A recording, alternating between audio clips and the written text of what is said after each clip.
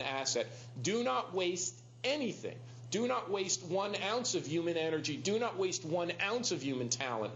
It seems to me that we have to, the only way around this is to engage every person's creativity to the fullest extent.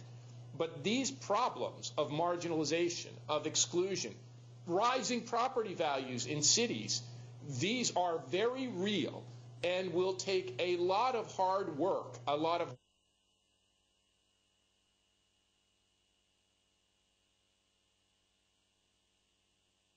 my life.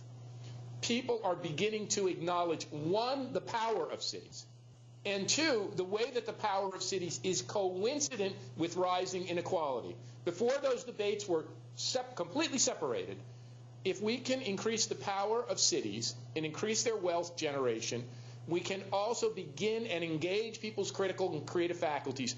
We can begin to engage those problems, but those will require very hard work. And as I said before to Nadeem, we need a new social compact. The bottom line is we need the old social contract for the industrial age about welfare support and government-supported housing and government-supported incomes.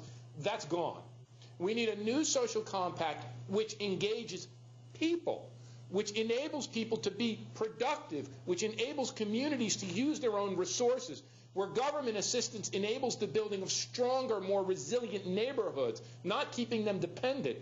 What I would love to see you do, because the world needs this, is engage that best practice in Pakistan and in your cities today. Begin to show the world that you can create a growth strategy, a new growth strategy, coincident with a new social compact, which recognizes the needs of a creative, more city, and not just city. When I'm talking cities, communities, neighborhoods, informal gatherings, the places, where people live is increasingly the driving force of our economy, enabling the places where we live to become stronger and more vibrant and deal with exactly those problems of marginalization, gentrification, and increasing inequality. Give the people themselves the tool in their communities to deal with those problems. Very nice answer. Can I ask my Mohit, question? go ahead. Last question. Professor Florida, first of all, I must commend you and Dr. Nadeem Haq for producing this very provocative discussion in a very sedate Islamabad, where you seldom get to see this kind of discussion or hear this kind of stuff going on. I'm a journalist. My question is very Pakistan specific. You clearly are, I understand, when you are clearly, you clearly favor a dense urban atmosphere for creativity rather than the suburban life, rather than the village life or the rural setting. But how would you comment? You must have actually reflected. You must have thought Karachi, our major city, which has become. You also mentioned tolerance. I mean, initially in one of your comments, you mentioned the cities are tolerant and cities attract youth or talent and they become more creative. So how would you reflect on the kind of problem we have in Karachi, where ethnic communities or ethnic conflict has made it virtually impossible for development to go forward, where Pakistan's economy is often stuck, is in a very stagnant fashion. How would you reflect on the situation in Karachi, and what would be your prescription for an urban crisis like Karachi? Thank you. You need a description of what's happening in Karachi, or are you aware of it? No, I know only a very topical level. If you want to describe it more, that's helpful. I seem to know, well, basically Karachi is a large city, probably about 16 to 18 million people. It's full of ethnic conflict. There's a number of ethnicities that live in Karachi because migration has made that happen. But at the same time, given the way Karachi is developed, it's developed in an urban sprawl. There's really no density to speak of in Karachi, although there are some slums that have taken off. But within the slums, the informal sector has risen, and there's a fight for resources by the informal sector, and that fight has turned into, it's a land-grabbing fight, as well as other city resource-grabbing fight, which has turned into an ethnic conflict. I think that's a brief background. Yeah. I'm Italian-American. My people are from southern Italy. When they moved to the United States, they did the same thing. They concentrated in an ethnic enclave. They battled the Jews and the Irish, typically over the informal sector, organized crime, the mafia. This is very common and recurring in our cities. And I think the only way around it is two.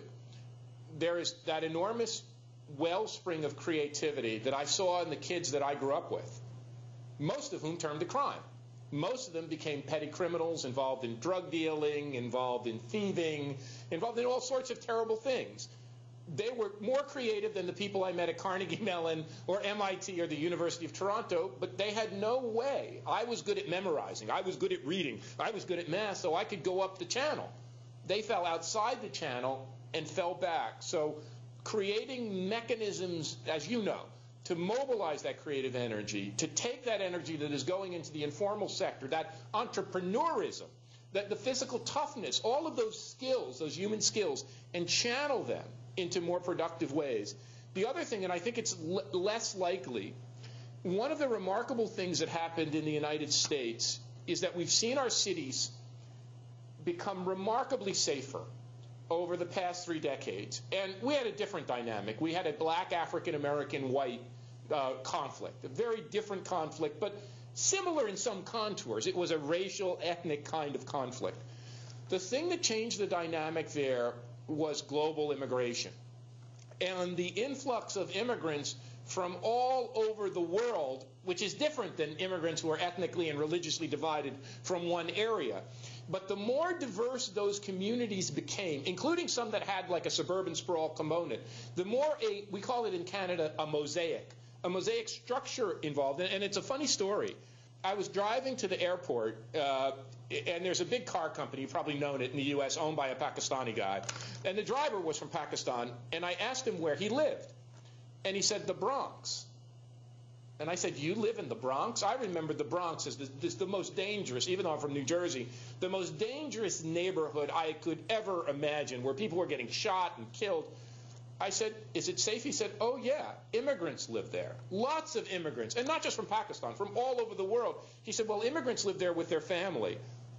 And this idea of a mosaic community, which in a situation of a lot of global immigration is relatively easy to construct, but I do think the way in which diversity is managed, the way in which urban planning and urban form, location can be handled, and as you said, Nadine, avoiding the kind of isolated enclaves that reinforce this ethnic and religious difference can go a long way. But basically, when it all comes down to it, and I think we've all said this, channeling that energy that might go to not good ends, to bad ends, to crime, to difficulty, beginning to channel that energy into productive ways, to give people hope, to show them that their creative talents can be engaged, that's going to be not only good for them and their communities, that's going to be the key to not wasting resources and building a stronger national economy. And here's the opportunity.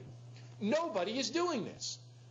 Nobody is actually trying to put in place an actual strategy, a national growth strategy, an urban growth strategy that takes all of these informal interactions and networks and organizations, and instead of putting them underneath everything, pushes them to the top of the strategy.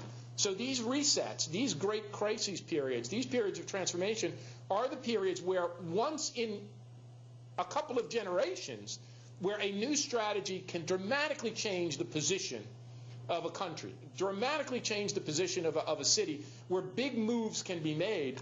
So I would applaud your efforts and encourage you to try something, as you are doing, radically different from the conventional approaches, and try to create best practices, because we so badly need them, that the rest of the world can learn from. Richard, this discussion